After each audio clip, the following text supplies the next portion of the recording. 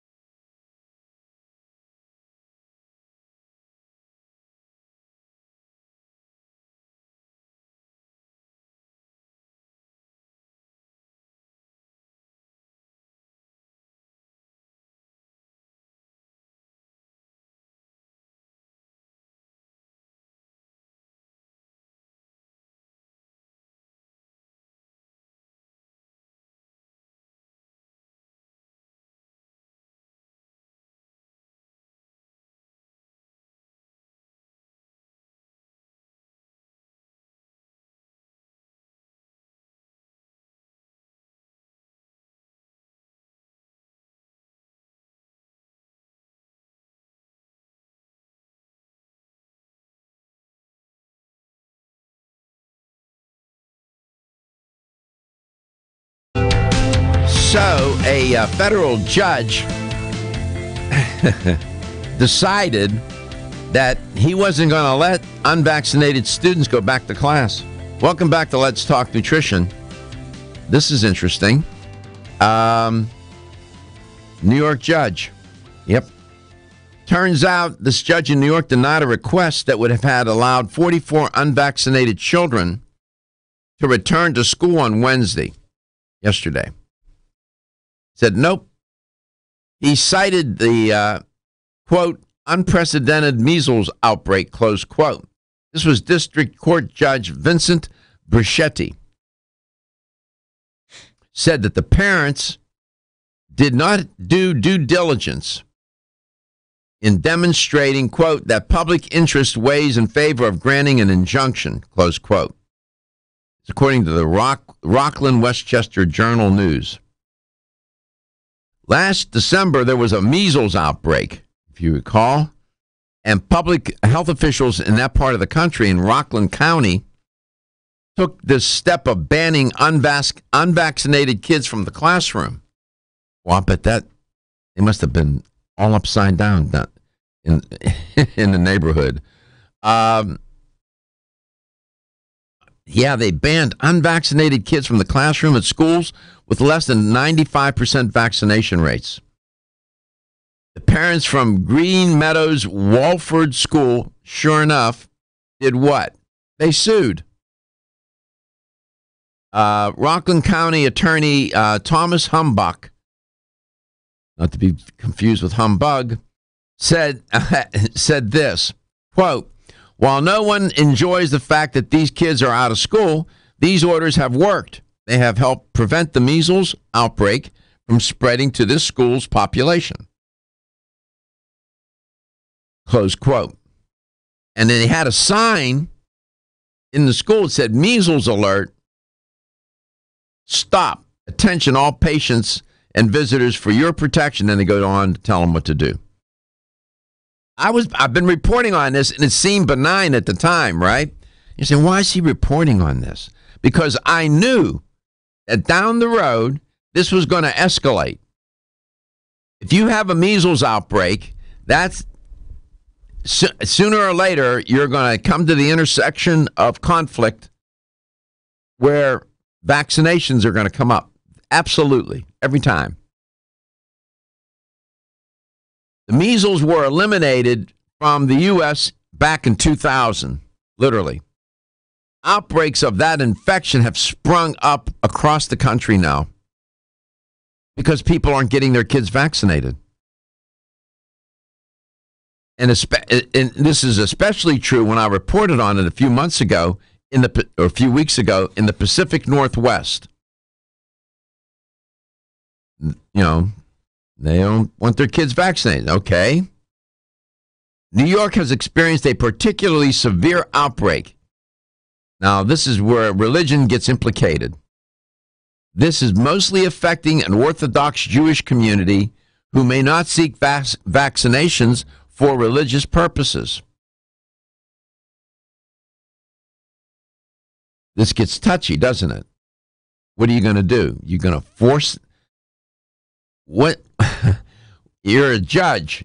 You're sitting on the bench, and you got these kids that belong to this particular Jewish community, Orthodox Jewish sect, and you're going to do what? You're going to say to them, you got to get vaccinated. Well, our religion prohibits us from doing that.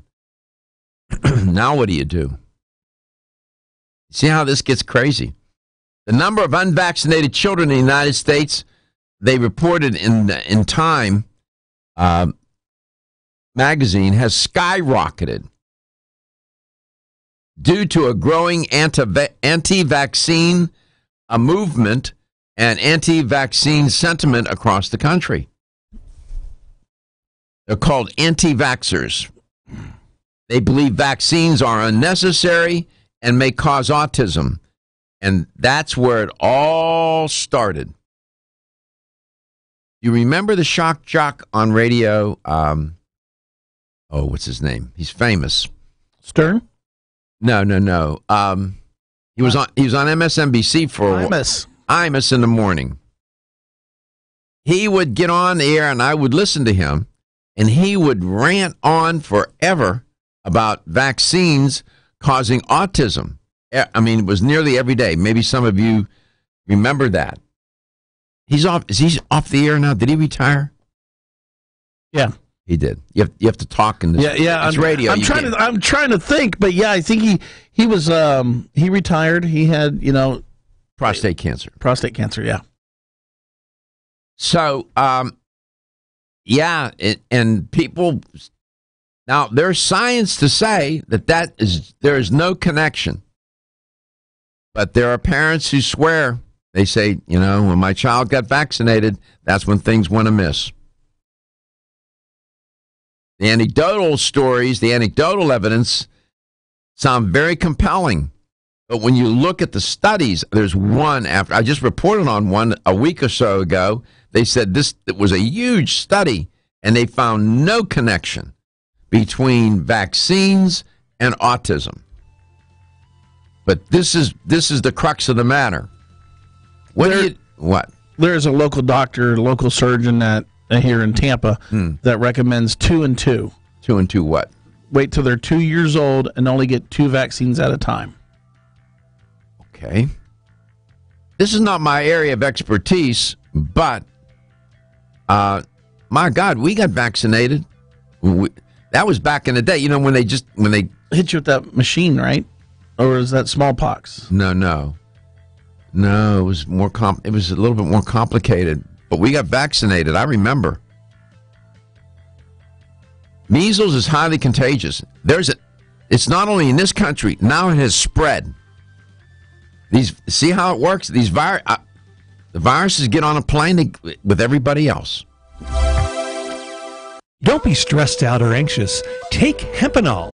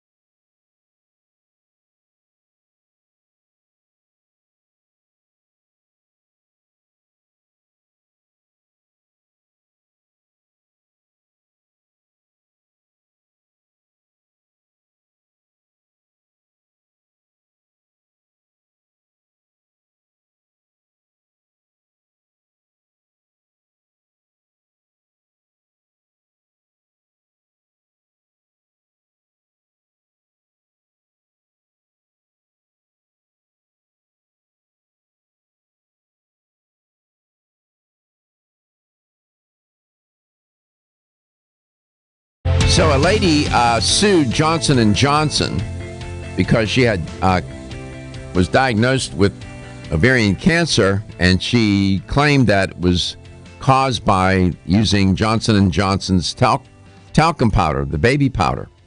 Welcome back to Let's Talk Nutrition. She was awarded $29 million. Of course, if I had to guess, Johnson & Johnson's going to appeal it. Talcum powder is made from talc. Mm-hmm. What is talc? Talc is a mineral, and it's made up of magnesium, silicon, and oxygen.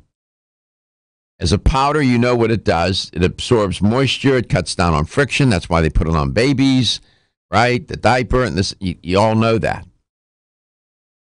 In its natural form, some talc does contain asbestos. All right. Asbestos is a known carcinogen. It will cause cancer in and around the lungs when inhaled. We know that too. In 1976, Cosmetic Toiletry Fragrances Association, yes, there is such an outfit, which is the trade association representing the cosmetic and personal care products industry, issued voluntary guidelines. This was back in 76, stating that all talc used in cosmetic products in the U.S. should be free of detectable amounts of asbestos.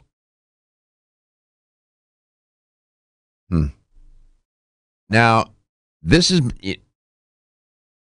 lady, the jury believed her and apparently didn't buy Johnson & Johnson's defense. And women use talc, in the genital area, and you run a risk, apparently, for ovarian cancer. It would seem, you just, and you can see why, people would think this is safe. I mean, you put it on babies. It's got to be okay. What could be wrong? What could go wrong here? Right? And a lot can go wrong. Did you find out when talc was first introduced?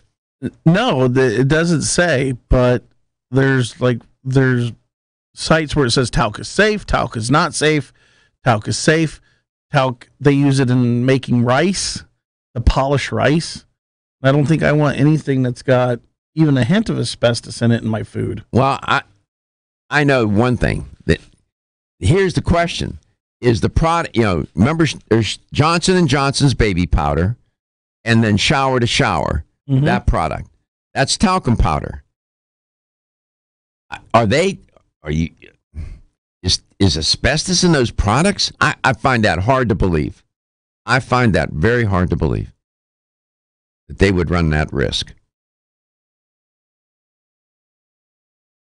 Dr. Kate Rowan Blue is my guest. I'll watch that space and see where this goes.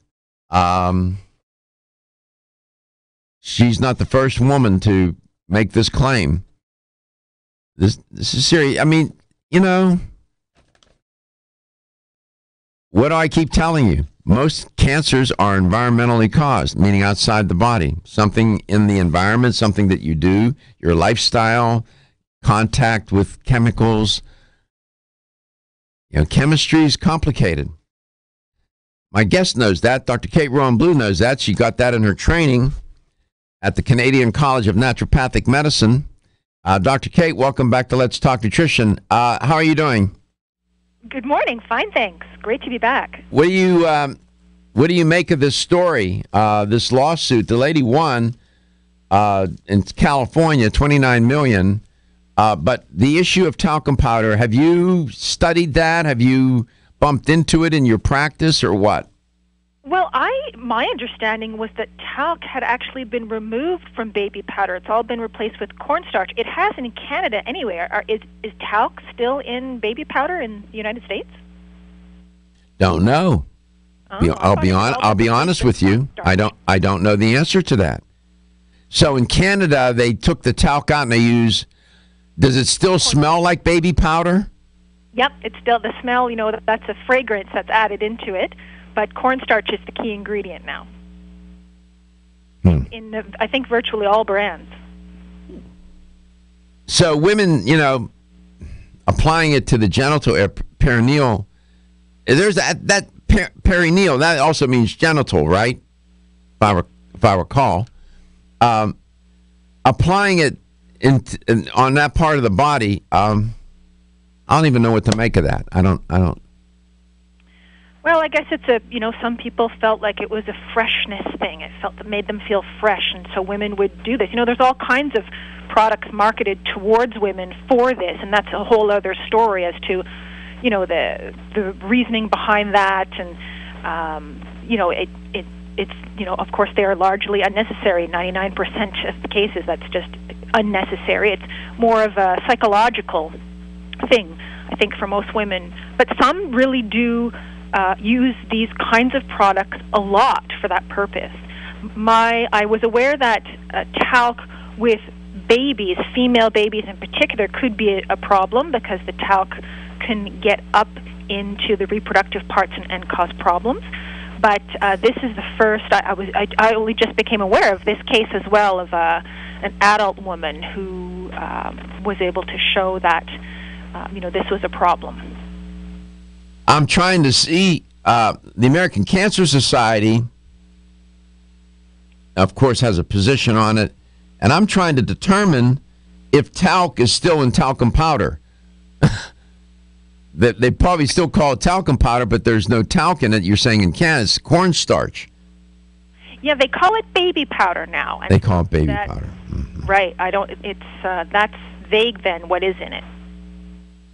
I've been trying to find out is talc in Johnson & Johnson's baby powder, Gary. I'm looking. Now, if you inhale talcum powder and has asbestos in it, you're at risk for lung cancer. I was reading that as well. If it has asbestos. Yep, definitely. Anywhere you're inhaling asbestos, whether you're working in a mine or with old insulation, or whether it's your baby powder, it's the same effect. Well, what are women to do about that in terms of freshness and all that? I mean, I have to be careful. I don't know really how to delicately approach this topic. It is in Johnson's, according to their website. Yes, it still is. That's what Gary just said. I asked them to look. What do they say, Gary?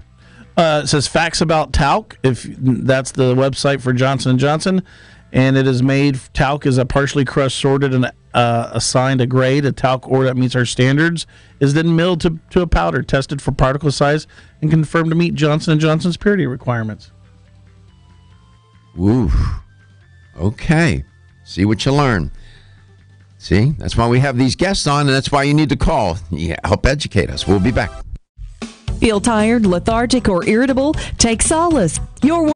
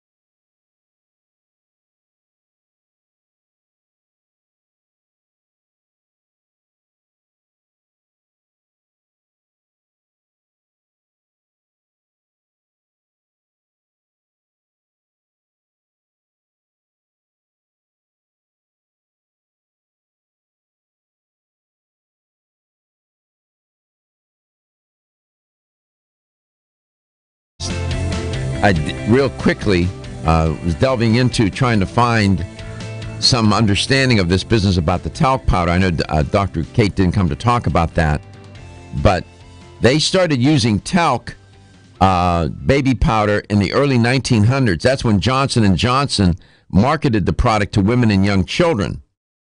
And since the 1970s, there has been concern about the use of the powder on the genital area. And I ended up where they were talking about talcum powder lawsuits. And this is stunning. And I didn't know this, Dr. Kate. Welcome back. Talc is highly absorbent, obviously. A jury back in 2016 awarded a family, the victim, a cancer victim's family, apparently she must have passed, $72 million in compensatory and punitive damages. And when they, I guess, the jurors reported when they polled them after they often do that, they'll talk to them. They based their decision on internal documents they found, and there was a document. It was a 1997 internal memo from a Johnson & Johnson medical consultant who suggested that denying the link between talc and cancer would be like denying the link between smoking and cancer. And so the point was that Johnson & Johnson knew that this was dangerous and then failed to warn the consumer about the danger of using talc on the genital area. This is complicated, and I don't know why won't they just use cornstarch like they do in Canada? I don't know, but I know you didn't come to talk about that. But, you know, a lot of women listen to this show, and I just wonder how many, as we speak, still do that, still use that powder for that purpose. I wonder. I don't know. Welcome back, Dr. Kate. I met some. I of course saw your colleagues at the Expo West Natural Products Trade Show. I went to their booth, spent some time with them. Dr. Nice. Kate, hello. Hello? Yeah, you there? Can you hear me? Yeah. Oh, okay. Yeah, I think I had a loose connection here or something. Was cutting out. Uh-huh. I went to the Natural Factors Natural Products Show at the Expo West Natural Products Show, and I went to the Natural Factors booth and spent some time there talking with the folks, new products that they have and this and that. I've known them for such a long time. The company is amazing. I mean, it just stays on its course, man. It continues to want to improve and get better. So I was, always enjoyed seeing them. And you're right. It's also a company, we don't toot our own horns, I think, enough. And so there's always lots going on behind the scenes that people don't necessarily see, or you can't tell from a label, for example, things that are happening at the farms and the quality control that happens literally from seed to shelf. And it's always, fascinating digging into that. And that's the kind of things that you may learn when you're there one-on-one. Oh, yeah. They're plant-based. One of the things that I noticed I shared this on air the other day when we got back from California. The theme that dominated that trade show was plant-based. That was the theme. Everything's plant-based. All these companies have now moved toward that model or that approach or that idea. It's stunning. I made a joke. I said, you have plant-based shoes on or what? Made from hemp, I guess it would be. Everything is plant-based. But Natural Factors was featuring their whole earth and sea supplements and their plant-based plant-based protein and greens products. They're relatively new, which are pretty good. They're great. So people were lined up to try and to taste it and to talk with the person that was working that part of it. It was interesting to see. It is fascinating. I think there's two trends here when it comes to plant-based. Yes, more people turning towards plant-based proteins, looking for ways to meet their needs for protein intake from plant sources. That's one. And then the other one is, recognizing that there are all sorts of amazing natural compounds in plants, these phytochemicals, that have benefits for our health above and beyond, say, vitamins and minerals. Of course, we know vitamins and minerals are essential. We need those. With deficiencies, there are problems. But even if there's not a recommended daily allowance or recommended daily intake, that plants have compounds in them that enhance our health. And so you can harness that power to, say, augment your multivitamin or augment your protein powder or your greens powder. Mm-hmm. The specific products that I was referring to are the fermented, no less, fermented organic greens, and then they have the fermented organic protein and greens combined products, and then of course these bars, the organic vegan greens bars, organic vegan green protein bar, which are really yummy, have dark chocolate on them. Fantastic, yeah. I saw a product. Maybe you can illuminate me a little bit about horseradish. Yes. Horseradish and respiratory relief. I know when you. What's up with that? This is wonderful. Horseradish has been relegated to a condiment beside our roast beef dinner for so long, and yet it is a wonderful herb with amazing healing properties that is used as a medicine. It's an over-the-counter cold medicine, for example, in Europe, Australia, New Zealand. It is regulated as such. Really? Because horseradish, yes, absolutely. Well, we know it's extremely decongesting. Everybody's had that experience. You inadvertently take a little too much horseradish and your sinuses are cleared out. And it has natural antimicrobial properties. It's wonderful for sinusitis, congestion, the upper respiratory cold kind of symptoms. My dad, I was thinking about my dad last night. He was heavy on my mind. Polish immigrant, and he brought horseradish into the house. I knew about horseradish as a little boy, and it was put on the table. And that's how I was introduced to it. In a little jar, right? Yeah. In the middle of yes, my dad too. Yeah. Dr. Kate, we had a message on Facebook. A woman wants to know how she could go about supporting her immune system. We come back, maybe we can just touch upon that for a moment. We'll be back with Dr. Kate.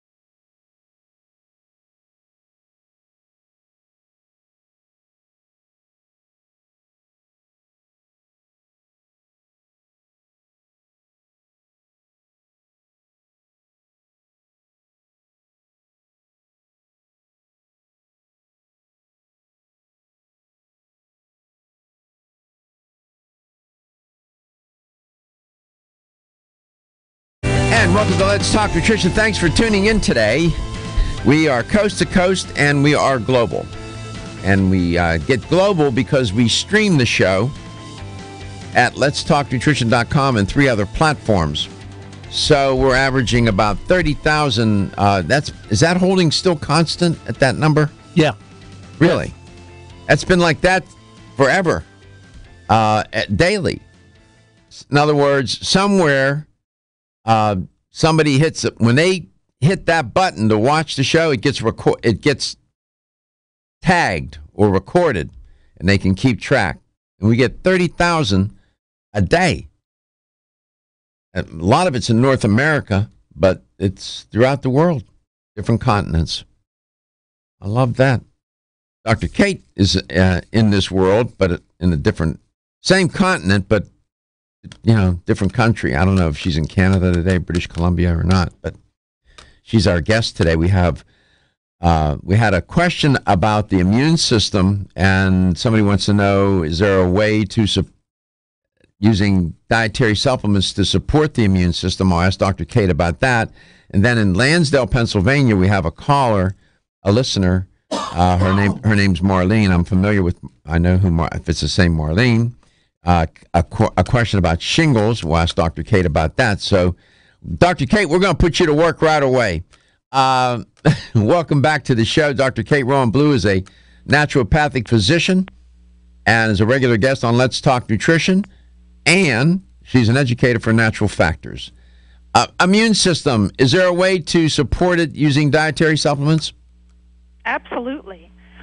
When you just want to talk basic immune support, there's a couple of things like a plain old multivitamin, making sure you're getting in, for example, your zinc and vitamin C, that's covered with that. That is something just very basic, as well as probiotics.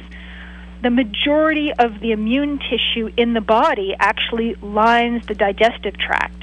And the balance of the good bacteria that we have in there will send messages to essentially tune up the immune system. What tissue are you referring to, if you could tell them? Immune tissue. So when we think about lymph nodes, everybody's had a swollen lymph node in their neck that gets swollen if they're coming down with strep throat or some other virus. But we have those lymph nodes going down the entire digestive tract, all along the gut. And the bacteria that we have in our intestines, in our microbiome, is modulating or controlling the immune system. And so studies have shown, for example, by topping up that good bacteria, by supplementing with probiotics, that people have fewer colds and flu throughout the wintertime. That is an effect that it has on the immune system. So just maintaining that healthy balance in the microbiome is really important for immunity.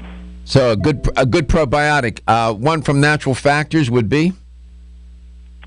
For example, the Ultimate Multi-Probiotic. I like that as a general all-purpose formula that has a balance of bacteria for the small and large intestine. That tends to be my go-to. Mm-hmm.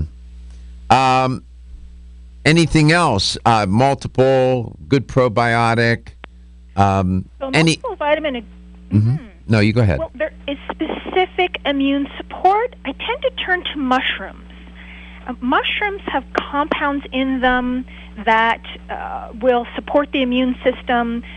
Specific aspects and elements of mushrooms will help to make our immune system more efficient in detecting invaders. So when the person who's asking about immune system support, I presume that means staying healthy throughout the year and the winter, not catching colds and flu. And the Super Mushroom Blend, this is in the Whole Earth and Sea line, which has a combination of 6 organic mushrooms and something called Wellmune beta-glucan. So this is part of a mushroom that will make the immune system essentially more vigilant and pay attention more to the kinds of things that are coming in and to catch those invaders.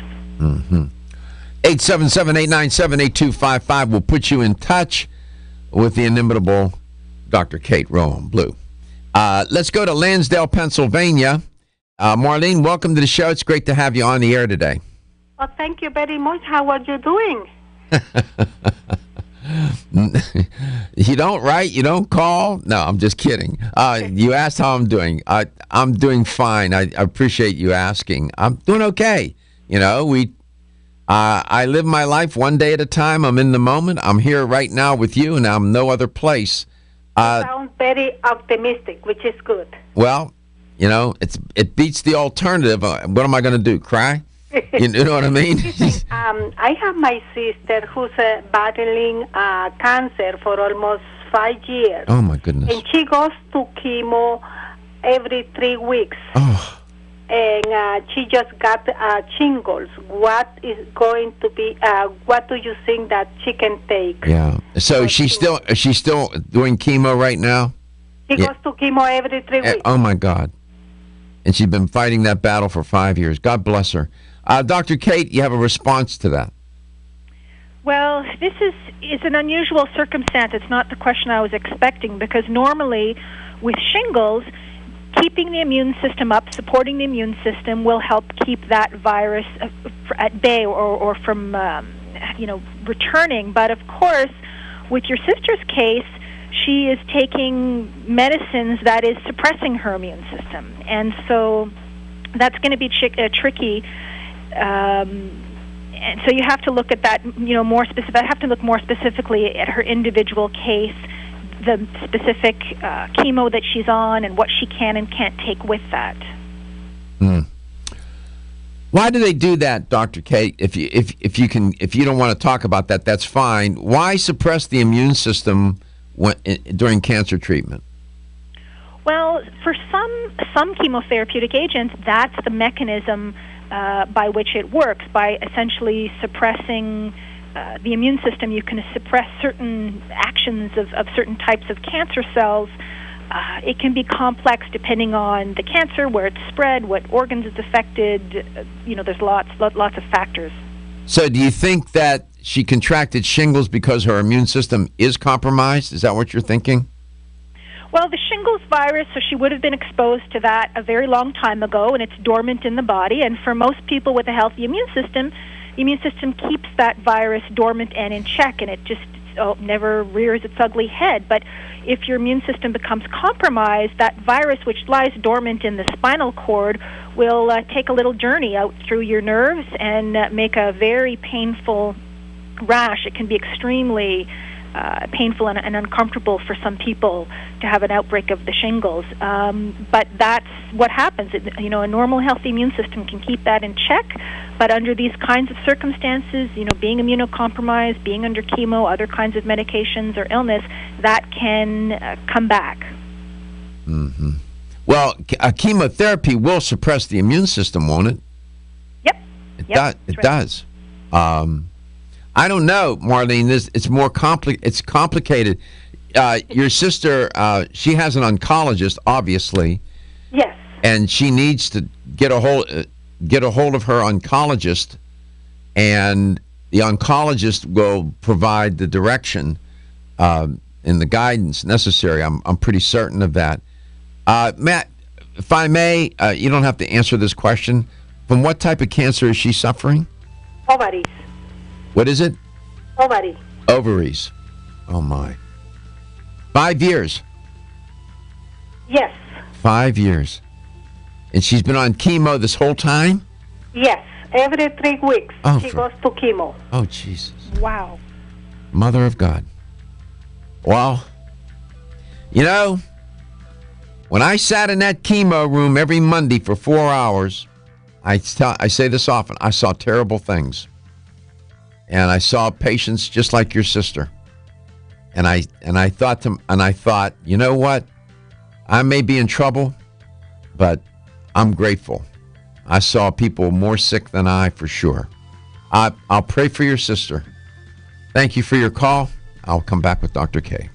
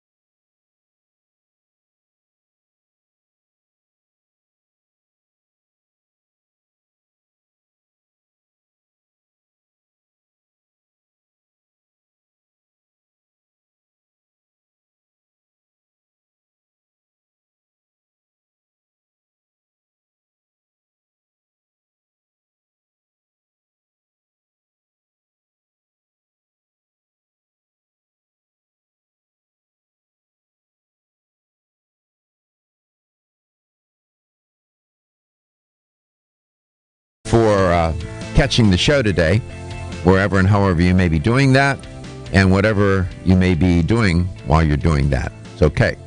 We love it. And Dr. Kate Rowan Blue is my guest. Dr. Kate, welcome back. What did you have on your mind today?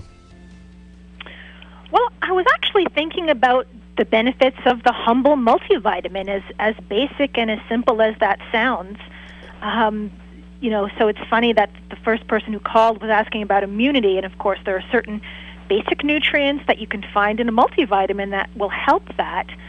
And I think also the awareness that the multivitamin has evolved. It's grown up, and there are very much more sophisticated formulas in terms of nutrient content, having concentrates of whole foods, those phytonutrients that we were talking about earlier to help with health in ways beyond just simple multivitamins and minerals. And so I think that is something that is just sort of, it is such a basic foundation, it's easy for people to overlook. I guess in the natural products industry, a multiple vitamin had to be one of the first formulated type of supplements. I mean, they've been around forever, right? Yes. And how do you think a multiple vitamin has improved? Oh, it's come such a long way.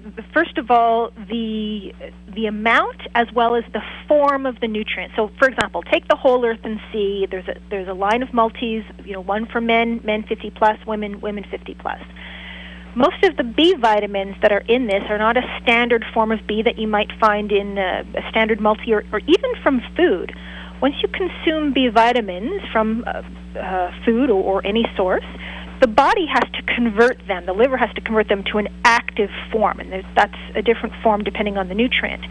And then that's the form that the body uses. Well, you can do this. You can pre-convert those B vitamins and put those into a multi. So the Whole Earth and Sea contains these active B vitamins, for example. And so you don't have to worry that if your process of converting the Bs is slow, that you're excreting them before your liver has a chance to process them. They're immediately effective. So there's one big advantage. And, people will take this and say, oh, I actually feel the difference. They always sound surprised. I actually feel the difference. But that typically comes from energy. When you're using these activated forms of the Bs, you will get a feeling from that, this feeling of energy. But that's just one example of the difference that we see now in the most advanced multis like the Whole Earth and Sea. Okay, so I see it. Natural Factors has men's 50 plus, women's 50 plus, but not everybody's 50 and plus. What about what about? I presume that means age, right? 50. That's right. Okay, so do they have other multis that would apply to young people, young adults, people that are younger than 50? Definitely, yes. So in the Whole Earth and Sea line, there is one for women and women 50 plus, one for men and men 50 plus. So 4 different formulas for people under and over the age of 50, because there are differences. For example, for women, 50, well, that's an arbitrary line, but that's roughly the age of menopause. And so before menopause, women need iron in their multivitamin. They need to have extra iron because they're losing it every month. After menopause, they don't. So those formulas are iron-free, and that's important for them to be iron-free. You actually don't want to be supplementing with iron after menopause. And so that's one important difference between the under and over 50 when it comes to the women's formulas. When it comes to the men's formulas, the 50-plus formula has more prostate support, so herbs that help with maintaining a healthy prostate, for example, that aren't necessary for men under the age of 50. So that's one example of the difference with the nutrients there. Yeah. So the on the bottle, you will see women's multivitamin and mineral. Mm-hmm. That's one, and then you have women's 50-plus multivitamin and mineral. And then with men, it'll say on the bottle, men's multivitamin and mineral, and then men's 50-plus multivitamin and mineral. 877-897-8255, 877-897-TALK. That'll put you in touch with Dr. Kate Rowan Blue. You can do like Marlene did in Lansdale, Pennsylvania. Give us a call if you have a question about nutrition, diet, nutrition, health issues of one sort or another? I take the whole men's, the earth, The Whole Earth and Sea? the whole earth and sea. Ed Graham got it for me. He told me to start taking it. Edward Graham. Edward Graham is the sales rep for a very effective one. Been with Natural Factors for many years. What's I going to ask you? Oh, Dr. Kate, in the Whole Earth and Sea, are those whole food based supplements? They're not extracts? Well, it depends on the nutrient. There is a whole food concentrate in the supplement, which provides those, plant-based phytonutrients that we were talking about earlier. And some of the individual nutrients are derived from food, so iodine from kelp, for example, silicon from bamboo. These are some examples. But some of the nutrients aren't found in food state, like those B vitamins that we're talking about. These are standard B vitamins that are activated, so that's not a nutrient or a form of a nutrient that you would find in food, but there's an advantage to taking it in this way. So it's a blend that optimizes the different sources for the different nutrients. Okay, got it. 877-897-8255. We'll continue our conversation with Dr. Kate Rowe on Blue. Yesterday, if you recall, I reported on that longitudinal study where they looked at I think it was a quartet of dietary supplements, and they followed these participants in the study for 25 years. And then the headline was, dietary supplements do not prevent dementia. Come back, I'm going to make another comment about it, and then ask Dr. Kate to respond. Don't be stressed out or anxious.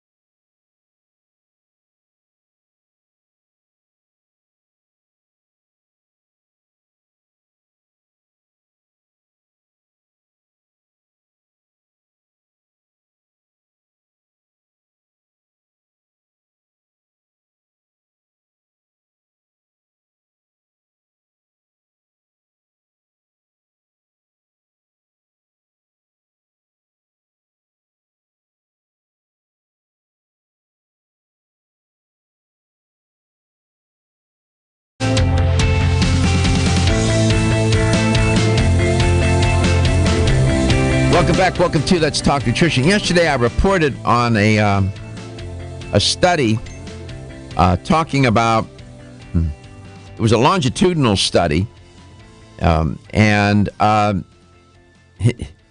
it sort of, it made me, I don't know, I didn't like the way they reported it. I liked the idea that it was a longitudinal study, but it led to the conclusion that supplements don't prevent dementia. And they used a quartet that was zinc, omega-3s, folic acid, and there was one more. And they followed these people for 25, it was a prospective study. They followed them for 25 years. This was self-report data, and it, you know, there were some, the instrument that they used to determine what healthy was or is, is subject to criticism. I won't get into the weeds on that. No, that's not it. I said, you know, I could have saved them a lot of, I applaud the researchers for doing a longitudinal study that long, but why would they expect a combination of zinc, selenium, folic acid, and omega-3s to prevent dementia? When I read yesterday, I went to the DSM-5 and read the criteria for a psychiatrist or a psychologist to diagnose a patient with dementia. I mean, it's pretty tough. It's formidable. I don't know what those researchers were thinking, so I'm going to ask my guest. Did you happen to hear about that study or read about it or know about it, Dr. Kate? Well, I was looking at a different one that also came out recently that was reported in the media in the last few weeks. No, this is yesterday. This is okay. So it's a new one. I was looking at a Cochrane. Yeah, that was a review. This was a 25-year longitudinal study, which is hard to do, and it was self-report, and it really was. Why would they? Those are the supplements that they used in the project. Yeah, those particular nutrients, other than maybe the omega-3s, the other ones, I wouldn't expect any benefit from that on dementia. It's a weird selection of nutrients. I don't know why, if it was a 25-year study that 25 years ago, they expected to see some benefit from those particular vitamins and minerals, but they're not ones that there's much research around cognitive benefits. I wouldn't expect those to make a difference. And nor do they, this particular study too, different study, looking at supplements, and it was depression is really what it was. Looking at depression, and said these supplements didn't work to prevent depression, it wasn't dementia. There was a different study. It was depression. I misspoke. And they were saying that this combination of supplements was used in the study and they wanted to see if it would prevent depression. What would it be about those combination of supplements and depression? Again, other than the omega-3s, and I don't know how much omega-3 they were using, I wouldn't expect any of those other nutrients to affect depression or mood at all. And that is something that is also tricky to study, especially over the long term. And by the way, have to dig into details, but by the way, the people in this study were overweight or obese, and they were saying that being overweight or obese tends to make people depressed. Right, and vitamin C and selenium didn't save them from that. Well, that's really not a shocker. Yeah, it was omega-3s, zinc, folic acid, and selenium. That is what they used in the study. So I don't know. It was out of the university. It was an international research team. Dr. Ed Watkins from the University of Exeter conducted the study. I don't know. I don't know what they were thinking, but it sends the wrong message. People say, supplements don't work. So, you're talking about a multiple. You cannot raise Lazarus from the dead with supplements. And I always worry about that on the show, that I try not to convey the impression or the message that supplements cure. No, they don't cure a damn thing. They just support the body and different systems. At least that's my point of view. How were you trained to think about it? Agreed, and they can be used, there's orthomolecular medicine, which is using very high amounts of specific nutrients in certain circumstances to affect health. And so these sort of studies that are long-term, looking at a random selection, again, who knows why those nutrients were chosen.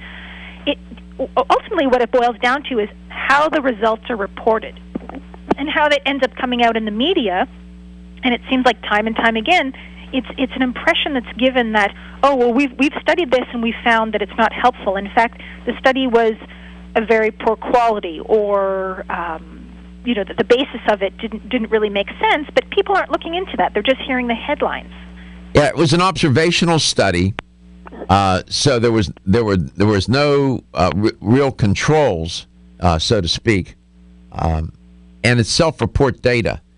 And I read one critical assessment of the study, and this one reviewer looked at the instrument that was used to measure healthiness and thought that the instrument was flawed. So anyway, I just wanted to underscore that don't expect. You hear Dr. Kate talking about a multiple. It's going to help fill the gaps and the holes in your diet. It's going to support your nutrition for sure, no doubt, 100% full stop. But don't think that, people say, I take the supplement, but I don't feel anything. What's your response to that? Well, you don't feel, with most supplements, you wouldn't necessarily feel a difference. For example, if you take vitamin K2 or vitamin D and your bone density is improving, you don't feel that. Your bones don't feel stronger. Yeah. When your cholesterol is coming down, your cardiovascular system doesn't usually feel any different. Yeah, these are not pharmaceuticals. They're nutraceuticals. Okay? So, if you're depressed and they give you an antidepressant, you're going to feel better. Now, some supplements you can take, like Dr. K was alluding to, B vitamins, or if you're iron deficient, you take an iron supplement, you might feel better. You might have a better sense of well-being and feel better. That is true. But many times, or if you take a fish oil and you have a high, you have a lot of inflammation, let's say in your hands, you got arthritis, you may notice that your hands feel a little better. That's possible. But oftentimes, these supplements work out of your awareness, just like disease does, though. Want to get at the core?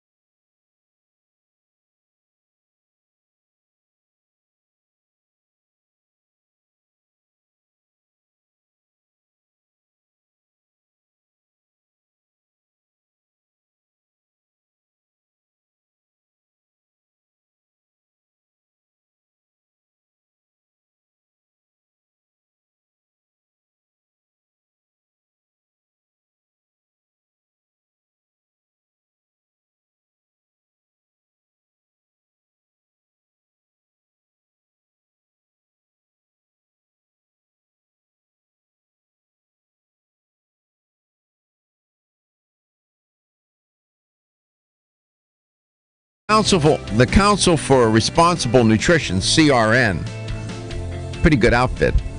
Go to their website, crnusa.org. You'll find a lot of information there about dietary supplement use. They survey this a lot, and they have good insight. I often cite them in articles that I'm writing and publishing.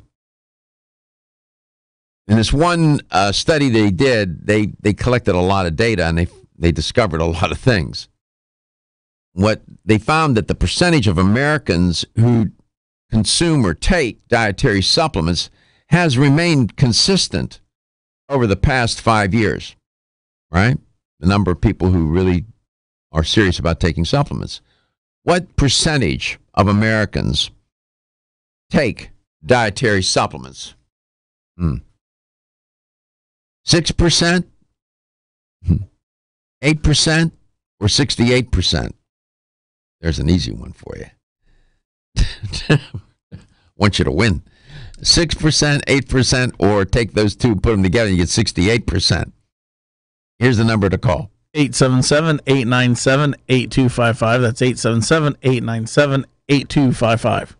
Dr. Kate, welcome back. They found out a lot of things in this one study. 78% of Americans agree dietary supplements are a smart choice for a healthy lifestyle. And most supplement users 18 to 34 years of age, 66% of them said that they anticipate their supplement use will increase over the next 5 years, among other things that they learned in the study. So it's not as if people don't like taking supplements, right? I mean, people tend to believe in them. Do you think that most people take supplements for the right reasons? Well, it depends on what the reasons are, and that does vary. I would think the majority of people are taking them to try to bridge the gap between what they know they're getting based on their diet and lifestyle and the nutrients they know they need. Like vitamin D is a great example of that. Deficiency is widespread. We should be taking a supplement. It's hard to get it otherwise. Same thing for a lot of the nutrients in the multis. Mm-hmm. So based on that, yes. Men, people are taking them for the right reasons. 44% of men said they take them for overall wellness, energy, and immune health and heart health. Women said they take supplements for overall wellness, fill nutrient gap, and bone health. That's interesting. Little difference in the reasons why they take them. I tend to think that oftentimes people may be taking supplements for the wrong reasons. I didn't say, I don't know what that percentage would be. I think on the whole, they take them for the right reasons. But to think that somehow the supplements are going to offset dietary and lifestyle violations, that wouldn't be a good reason to take a supplement, would it? No, that's the thing. And, taking any kind of supplement, a multi or otherwise, doesn't entirely make up for the fact of not having a good diet whatsoever or not exercising. That's not the case. Yeah, it's sort of like, I don't know, thinking about something and then doing something. I mean, they're very different. This is different. The supplements do. How can I put this? Is it true or false? Nutraceuticals and pharmaceuticals don't cure anything. True or false? Cure? Well, it depends on if your problem is caused by a nutrient deficiency, then yes, in some cases, a nutrient could cure that. There is no pharmaceutical deficiency. That doesn't tend to happen. But, overall, yes, I would agree with your statement on that. Mm-hmm. Let's go to Tampa, Florida. Carolyn, welcome to the show. It's great to have you on. Oh, thank you, Dr. Garko. How are you? I'm good, thanks. How are you? Good, thank you for asking. What percent of people take dietary supplements? 6%, 8%, or 68%? I would say 68. 68%. That's right. That's a lot. It is. And that's why it's a multi-billion-dollar business. And it's populated with great companies such as Natural Factors. But it's also populated with companies that are really not supplement companies. They're marketing companies masquerading as supplement companies. I can't mention her name because I'll get sued. But, you know, listen to the companies I talk about. I'm not going to come on here and destroy the brand of this show or my own brand by talking about a company that's, you know, not legitimate. So congratulations. How's your daughter doing, by the way? Oh, great. Really good. Tell her I said... How is your family? Everybody's good. Everybody's good, you know. Yeah, thank you for asking. You tell her I asked about her. She probably doesn't even remember me, but... Will. She'll be delighted that you asked about her. Yeah. I have time for a quick question. Of course.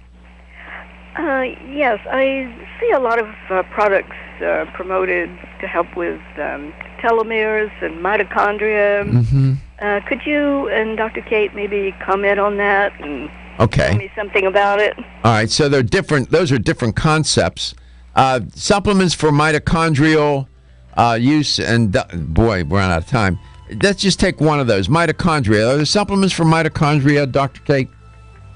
Sure, there are supplements that help the functioning or the action of the mitochondria, like CoQ10, as well as PQQ, that helps us make new, fresh mitochondria, mitochondrial biogenesis. Genesis. Mm-hmm. That those ones are absolutely effective. What about telomeres? Ooh, that's a bigger topic. There's lots of things that will help you lengthen your telomeres, including exercise, omega-3 essential fatty acids, getting proper sleep. But as far as specific telomere supplements, I haven't seen the research yet on which ones really are doing that. Okay. All right, Carolyn, I hope that helped a little bit. And we're out of time. Thank you for calling. Congratulations on winning a $25 supplement gift card. Dr. Kate, thank you for coming on and contributing to the educational effort of Let's Talk Nutrition. We appreciate you. Thank you. Always a pleasure. And Natural Factors, 50 plus for men and women. And then they have it, the multiple vitamin for men and women under 50 as well. You'll find those sold in fine health stores throughout North America. And it's part of their Whole Earth and Sea line of supplements. Let's Talk Nutrition, where your health is your wealth, and your health is the wealth of those that care about and love you. Everyone's raving about the newest botanical superstar hitting the store shelves nationwide. Hemp-derived cannabis